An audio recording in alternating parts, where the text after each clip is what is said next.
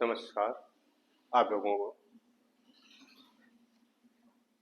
आज इस वीडियो में हम आपको ब्लड वेस्कुलर सिस्टम ऑफ एम्फिऑक्सस के बारे में आपको समझाएंगे। ठीक, कि ये भी आपका एम्फिऑक्सस का इम्पोर्टेंट क्वेश्चन है। एम्फिऑक्सस में दो इम्पोर्टेंट क्वेश्चंस हैं, एक तो डाइजेस्टिव सिस्टम ऑफ एम्फिऑक्सस, दूसरा ब्लड वेस्कुलर सिस्टम ऑफ एम्फिऑक्सस, जो कि अल्टरनेट वे में यानी एक साल एक अगले साल एक ये क्वेश्चंस आती है। ठीक, टॉपिक स्टार्ट करने से पहले जैसे कि आपसे एक जनरल रिक्वेस्ट होती है कि आप लोग हमारे चैनल को सब्सक्राइब वगैरह करें, सब्सक्राइब करें, अपने फ्रेंड्स को भी सब्सक्राइब कराएं। अगर आपको वीडियो अच्छा लगे तो लाइक और कमेंट्स भी करें। कमेंट्स करने से हमारे वीडियो की पॉपुलैरिटी बढ़ेगी और लाइक करिएगा और समझने के लिए पूरा वीडियो देखिएगा। अक्सर होता क्या है कि आप लोग 1 मिनट या 2 मिनट का वीडियो देखते हैं जिससे टॉपिक क्लियर नहीं होता है। तो जब आप पूरा वीडियो देखेंगे तो आपको टॉपिक समझ में आएगा और अगर आप कंसंट्रेट होकर देखेंगे तो आपको नोट्स इसी वीडियो को लिसन करते हुए आप बनाते चले जाएंगे कि कितने पॉइंट्स क्या देना है, आपको सारी चीजें हम बताएंगे। आप वीडियो को लिसन करके सुन करके अपना नोट्स प्रिपेयर कर सकते हैं। ठीक, अब हम आगे बढ़ते हैं। तो टॉपिक समझने से पहले वो चाहे हार्डमानिया हो या एम्फिऑक्सस हो, सबसे पहले हमें फिगर पे फोकस होना चाहिए और फिगर बनाना मालूम होना चाहिए। जैसे कि आपके सामने वीडियो बनाना तो फिगर हम पहले से बना रखे हैं। तो इस फिगर में सबसे पहले हम बनाते हैं रेड पोर्शन। रेड पोर्शन जो आपको दिख रहा है ये पूरा रेड, ये बॉडी को रिप्रेजेंट कर रहा है। आगे का ये रीजन जो होगा ये फेरिंग्स को रिप्रेजेंट करता है और इसके आगे रोस्ट्रम वगैरह हो गया, और पीछे का ये रीजन ये इंटेस्टाइन और पोस्टीरियर बॉडी रीजन को रिप्रेजेंट करता है। फिर हम क्या करेंगे, ब्लड वेसल्स बनाएंगे। ब्लड वेसल्स आपकी ब्लैक और ब्लू कलर को यूज की गई है। याद करने के लिए सबसे पहले आप देखें स्टार्टिंग पॉइंट। जब आप पढ़ते हैं स्टूडेंट लाइफ में होते हैं तो हमें भी ये टॉपिक कठिन लगता था, लेकिन आज हमें बहुत इजी लगते हैं। हार्डमानिया भी बहुत इजी लगता है, एम्फिऑक्सस भी बहुत इजी लगता है। तो आपसे मिस्टेक क्या होती है, आप यहाँ से रटना चालू करते हैं, समझना याद करना चालू करते हैं। ऐसा नहीं, आप एक निश्चित पॉइंट से स्टार्ट करें और एक निश्चित साइकिल से चलें। जैसे कि इस फिगर को और इस टॉपिक को, अगर फिगर तैयार तो आप सारी थ्योरी लिख सकते हैं। यहां से स्टार्ट करिएगा, सीनस विनोसस से स्टार्ट करेंगे और फिर यूं ये ब्लैक वाले पोर्शन पे ध्यान दीजिएगा। Ventral aorta, branchial artery, dorsal aorta, ठीक, सब इंटेस्टिनल, हेपेटिक पोर्टल से आके सीनस विनस पे खत्म हो जाएंगे। ठीक, तो जब आप इस तरीके से याद करेंगे तो आपको सारी चीजें याद हो जाएंगी और टॉपिक तभी समझ में आएगा जब आपके दिमाग में फिगर होगा। जैसे कि इस समय आपके सामने फिगर है तो आपको ये टॉपिक इजीली समझ में आ जाएगा कि आप चीजें देखते जाएंगे। अब हम टॉपिक स्टार्ट कर रहे हैं। ठीक, तो ध्यान से सुनिएगा। Blood vascular system of amphioxus describe करना है। तो एम्फिऑक्सस का ब्लड वेस्कुलर सिस्टम जो होता है क्लोज्ड होता है। क्लोज्ड का मतलब हो गया कि ब्लड जो होएगा वो वेसल्स के थ्रू ही हमेशा रन करेगा, ओपन स्पेसेस में रन नहीं करता है। एम्फिऑक्सस में हार्ट अब्सेंट होता है। तो हार्ट का काम क्या होता है, पंपिंग। पंपिंग से क्या होता है, ब्लड में प्रेशर जनरेट होता है और ब्लड जो होगा वेसल में फॉरवर्ड डायरेक्शन में एक निश्चित दिशा में मूव करता है। तो इनमें हार्ट जब अब्सेंट होगा तो क्वेश्चन अराइज हो जाएगा कि तो ब्लड पंप कैसे करेगा, यानी ब्लड वेसल में फ्लो कैसे करेगा, ब्लड में प्रेशर कैसे जनरेट होगा, ब्लड प्रेशर कैसे जनरेट होगा। तो उसके लिए इनकी ब्लड वेसल्स मस्कुलर और कॉन्ट्रेक्टाइल होती है। सारी ब्लड वेसल्स जितनी हैं वो मस्कुलर एंड कॉन्ट्रेक्टाइल होती है except dorsal aorta, dorsal aorta को छोड़ के। ब्लड कलरलेस होता है, मींस इनमें कोई पिगमेंट नहीं पाया जाता है। और जब आप यहाँ पे देखें कलरलेस है, कोई भी रेस्पिरेटरी पिगमेंट नहीं है, तो आप एक चीज समझ जाइएगा कि इनका काम O2 और CO2 कैरी करना नहीं होगा। ब्लड का काम O2 CO2 कैरी करना नहीं है। ब्लड केवल क्या करता है, न्यूट्रिएंट यानी पचे हुए फूड को, जो डाइजेस्टेड फूड है उसको बॉडी में डिस्ट्रीब्यूट करता है, और जो नाइट्रोजनस एक्सक्रीटरी वेस्ट प्रोड्यूस होता है उसको कैरी करके ग्लोमस तक लाता है। ग्लोमस एक्सक्रीटरी ऑर्गन की तरह काम करता है। जैसे हम में किडनी काम करती है, वैसे ही ग्लोमस भी क्या करता है, ब्लड को फिल्टर करके नाइट्रोजनस वेस्ट को रिमूव करता है। ठीक, अब इनमें मेन ब्लड वेसल्स कौन कौन सी हैं? Sinus venosus, ventral aorta, dorsal aorta, sub intestinal vein, hepatic portal system, cardinal vein and parietal vein. ठीक, ये आपकी हेडिंग्स हो जाएंगी। तो सबसे पहले हम ले रहे हैं सीनस विनोसस। आप ध्यान रखेंगे, बॉडी मालूम होना चाहिए, ये फेरिंग्स है, ये मिडगट डाइवर्टिकुलम है। तो वेंट्रल एरोटा का it is small sac like contractile structure. Contractile बोलने की जरूरत नहीं है, क्योंकि सारी ब्लड वेसल डॉर्सल एरोटा को छोड़ के कॉन्ट्रेक्टाइल है। तो ये एक स्मॉल सैक लाइक स्ट्रक्चर होता है जो कि बॉडी में मिड वेंट्रली मिडगट डाइवर्टिकुलम के नीचे प्रेजेंट होता है। Means it is a small sac like structure present mid ventrally below the midgut diverticulum and it collect blood from different part of by different blood vessel and pump it into ventral aorta. Sinus venosus body के different reason से different blood vessels के द्वारा blood को collect करेगा और उसको ventral aorta में pump कर देगा। अगला आता है वेंट्रल एरोटा। वेंट्रल एरोटा या इसका दूसरा नाम है सब इंडोस्टाइलर वेसल। याद रखेंगे, वेंट्रल एरोटा जो होगा इसको सब इंडोस्टाइलर वेसल कहते हैं। मींस वेंट्रल एरोटा जो होगा वो सीनस विनोसस से अराइज करेगा और फेरिंग्स में मिड वेंट्रली इंडोस्टाइल के नीचे रन करता है, तभी इसको सब इंडोस्टाइलर वेसल भी कहा जाता है। फेरिंग्स के मिड वेंट्रली इंडोस्टाइल के नीचे फॉरवर्ड आगे की दिशा में रन करेगा वेंट्रल एरोटा। और वेंट्रल एरोटा से कई सारी paired primary afferent branchial artery arise होंगी। तो ध्यान देंगे, गिलबार दो होते हैं, सेकेंडरी प्राइमरी अल्टरनेट होते हैं। आपको डाइजेस्टिव सिस्टम में बताया गया था। ठीक, तो हमने बताया क्या कि वेंट्रल एरोटा से कई सारी पेयर्ड जोड़े में, आप देखें ये और ये primary afferent branchial artery arise करेंगी जो कि प्राइमरी गिलबार के थ्रू रन करेंगी। लेकिन गिलबार में इंटर करने से पहले एक स्मॉल बल्ब लाइक स्ट्रक्चर बल्बिलस बनेगा, सैक लाइक स्ट्रक्चर है, जो ये भी ब्लड प्रेशर कॉन्ट्रैक्ट रिलैक्स करेगा और ब्लड प्रेशर को प्रोड्यूस करने में हेल्प करेगा।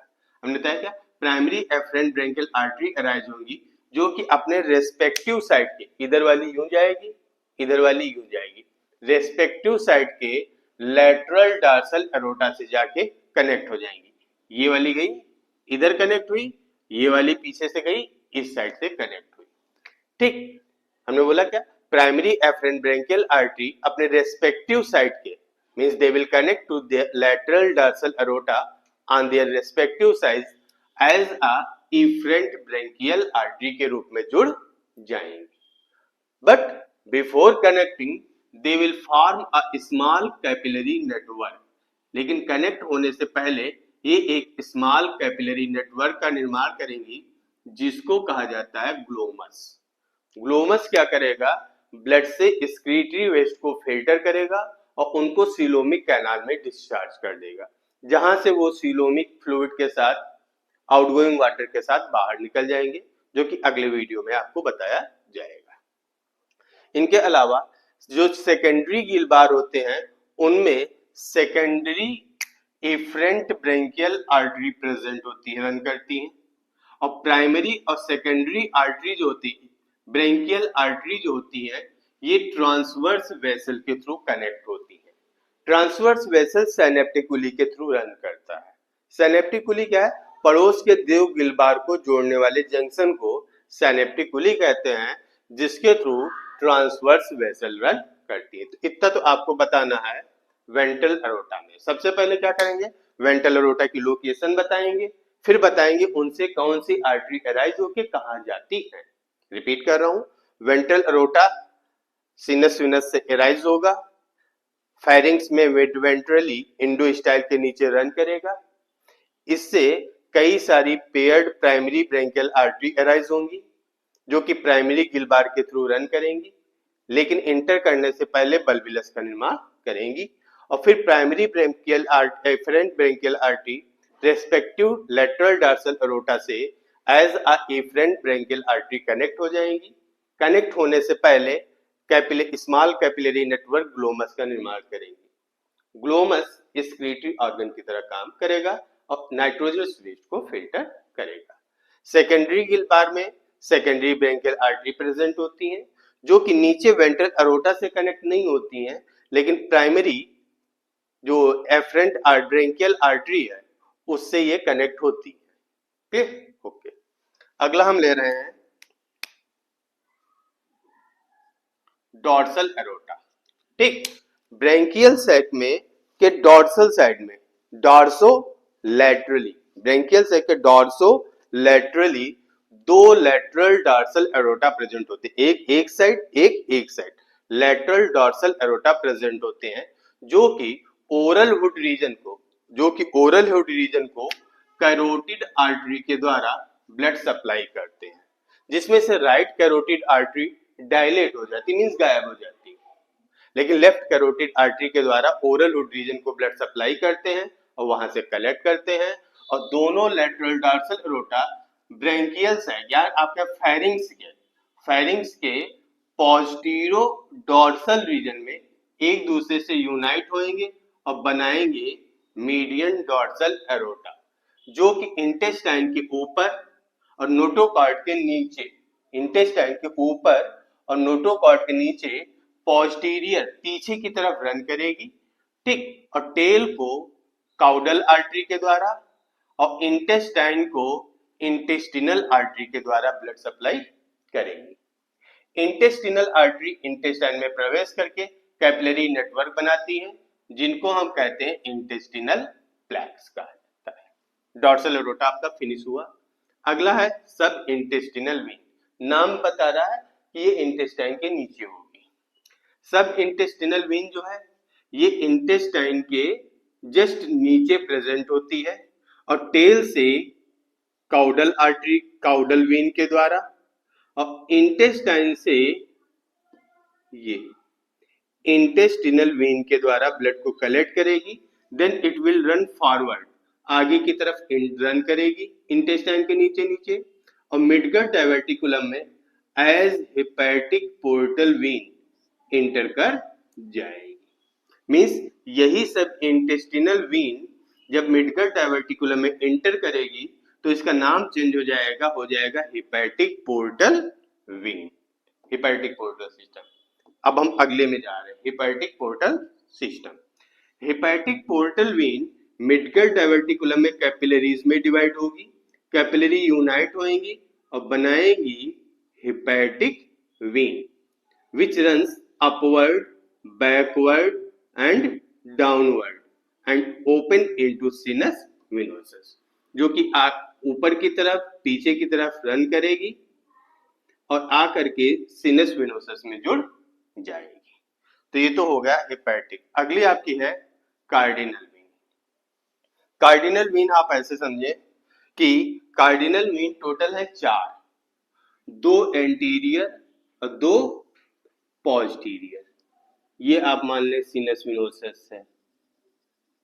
ठीक, तो बॉडी के कार्डिनल वेन जो होगी बॉडी के वेंट्रोलैटरल रीजन से 2 pair 2 pair cardinal when blood को कलेक्ट करती हैं, 1 आइदर साइड। ठीक, 1 pair is anterior and 1 pair is posterior. Anterior cardinal और ये पोस्टीरियर कार्डिनल, यानी ये 2 एंटीरियर हो गई और ये 2 पोस्टीरियर हो गई। और दोनों कार्डिनल वेन एंटीरियर कार्डिनल पीछे की तरफ और पोस्टीरियर कार्डिनल आगे की तरफ रन करेंगी और फेरिंग्स के पोस्टीरियर रीजन में एक दूसरे से यूनाइट होंगी और बना देंगी कॉमन कार्डिनल वेन या डक्टस क्यूराई। कॉमन कार्डिनल वेन या डक्टस क्यूराई। तो फिगर में यहाँ पे आपको क्या दिख रहा है कि ये सिंगल है, ये सिंगल है, ये सिंगल नहीं है, ये दो हैं, एक ये और एक ये, और जो कि आकर के डक्टस क्यूराई या कॉमन कार्डिनल वेन सिनस वेनोसस में ओपन हो जाएगी। लास्ट आपकी है पैराइटल वेन। तो कार्डिनल वेन हमने क्या बताया कि बॉडी के वेंट्रोलैटरल रीजन से, और पैराइटल वेन ये भी ध्यान रखेंगे ये भी कितनी है, दो, बॉडी के डॉर्सल रीजन से, डॉर्सल बॉडी वाल रीजन से one pair parietal vein blood को कलेक्ट करती हैं। मींस पैराइटल वेन क्या है, from body dorsal body region one pair parietal vein collect blood and then run forward up to posterior end of pharynx and then runs downward and open into sinus venous। कि body के dorsal region से एक जोड़ी parietal vein blood को collect करेंगी और फिर वो इंटेस्टाइन के ऊपर आगे की तरफ रन करेंगी, इंटेस्टाइन के ऊपर आगे की तरफ रन करेंगी और कहां तक, फेरिंग्स के पोस्टीरियर एंड तक, फिर नीचे की तरफ रन करेंगी और आ करके सिनस विनसस में जुड़ ओपन हो जाएंगी। तो इस प्रकार से देखें सिनस विनोसस में एक ब्लड वेसल आ रही है,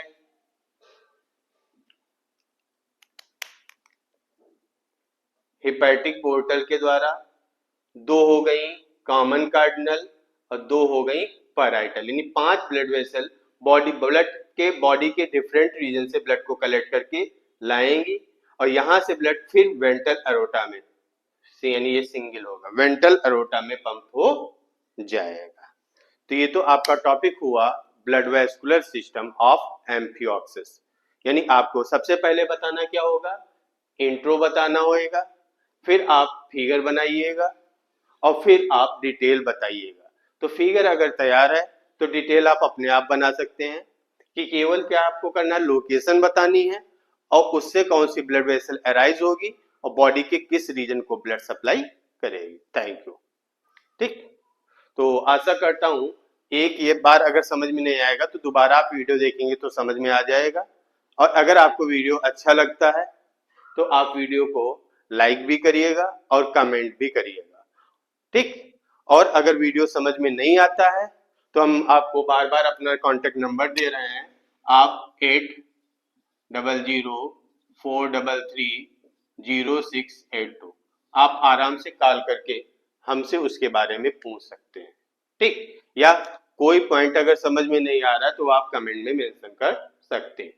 और हाँ, एक रिक्वेस्ट और है, अपने फ्रेंड्स को ज्यादा से ज्यादा सब्सक्राइब कराइएगा, जिससे कि जब हम नया वीडियो अपलोड करें तो उनके पे भी लिंक पहुंच जाए। Thank you.